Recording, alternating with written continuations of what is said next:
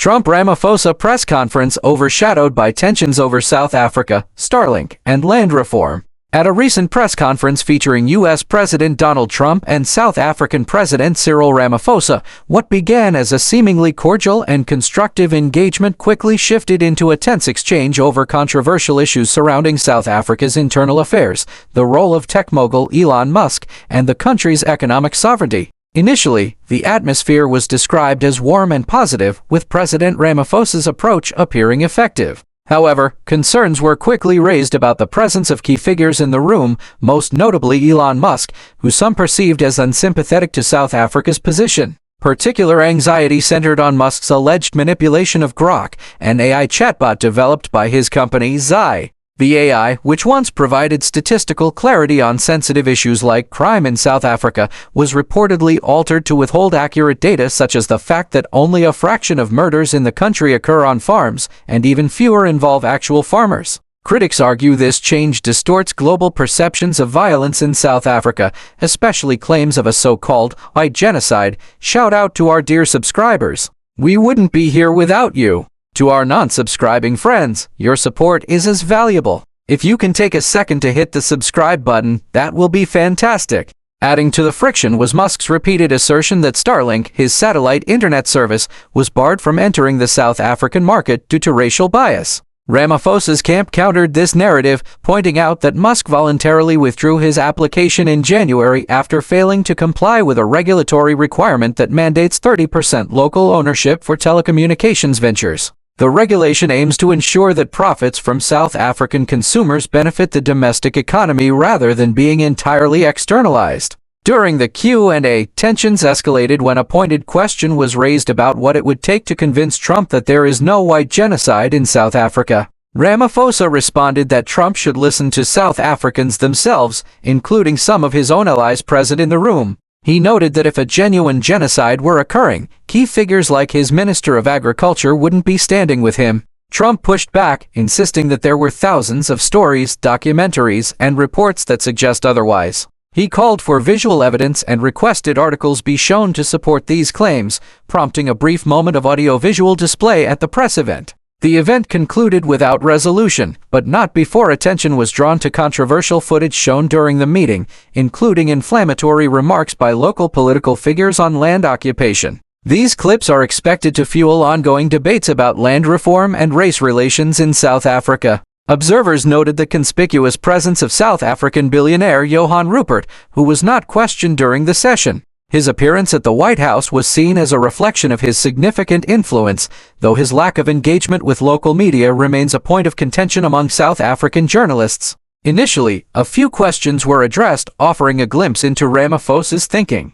This meeting will spark debate for a while. These are just initial thoughts, and I'll revisit them after any official statements or private discussions emerge. Ramaphosa's strategy. He came in with a clear plan: stay calm, avoid confrontation, and focus on lighter topics like golf. He let others like John Steenhuisen, Johan Rupert, and Retief Gaussen take on contentious issues such as farm murders. His goal was also to secure a commitment from Trump to attend the G20. However, when Trump hesitated on that question, it seemed Ramaphosa's strategy wasn't going entirely as planned. Unlike the confrontational Zelensky-style meetings, this one remained composed, but the effectiveness is debatable. Restoring relations may come at a cost, potentially undoing much of Ramaphosa's own policy work, raising concerns about South Africa's democratic integrity. Trump's strategy. Trump had his own approach: remain aloof, let others speak, and strategically play video clips of Julius Malema to corner Ramaphosa. Trump wanted clarity on why Malema hasn't been arrested and expected private concessions behind closed doors. He seemed convinced by the media he's seen about white South African farmers and stuck to that narrative. Rupert's strategy. Rupert also had a clear agenda: neutralize the Land Expropriation Act not by repeal, but by ensuring it's never enforced. Deflect criticism, tying attacks on him to Malema's influence, framing any critique of his wealth and business empire as politically motivated. Push for a Starlink deal, promoting Elon Musk's technology as a solution for South African crime, especially for rural and farming areas. This includes fast-tracking Starlink's licensing through a regulatory exemption. Rupert positioned Elon to supply internet via Starlink to farms and police stations, an attractive government tender deal. It's framed as a white economic empowerment move. Importantly, Rupert did not challenge the farm murder narrative. Instead, he said violence affects everyone, which indirectly affirms Trump's claims. Concerns. By not directly challenging Trump's view, that narrative becomes legitimized. Though Rupert acknowledged high murder rates in other areas like the Western Cape and did point out broader crime stats, he didn't dismantle the farm murder focus. Others in the room reinforced this narrative, which could have long-term implications. Moreover, Rupert, not Ramaphosa, pitched Elon Musk on providing internet. That raises serious questions. Musk has previously manipulated responses through Grok, his AI platform, suggesting potential risks in entrusting national infrastructure to him. South Africa's internet provision is a lucrative and strategic industry. Outsourcing it to Musk, without democratic oversight, poses both security and sovereignty challenges. It's not just a business deal, it touches on national autonomy and the integrity of public services. Let's say there's a new platform, whether it's called UB, Kaluma, or something else, it doesn't really matter. None of those names are particularly compelling from a business standpoint, but that's not the main concern. Imagine that platform grows in Africa. Elon Musk could label it as promoting hate speech and restrict it through his service providers, effectively forcing users to stay on X. It's not far-fetched, especially considering how he recently altered Grok and Xi later claimed the platform was manipulated. John Stenhuisen also had a clear strategy. He's spoken about farm murders without outright denying the issue, instead broadening the conversation. He attacked Malema, criticized the EFF, and aimed to push back against the Expropriation Bill and the Bella Act. Ultimately, he positioned himself to pressure Ramaphosa and act as a counterweight to the EFF. And to some extent, he succeeded. Right now, the EFF faces serious global scrutiny, particularly after this high-profile White House meeting. Malema has effectively been vilified, even though the song in question, Kill the Boer, is historic and has been ruled metaphorical by the courts. Still, I believe the EFF should stop singing it. My view, rooted in Christian values, is that if your actions lead others astray, even if your principle is sound, it's not helpful.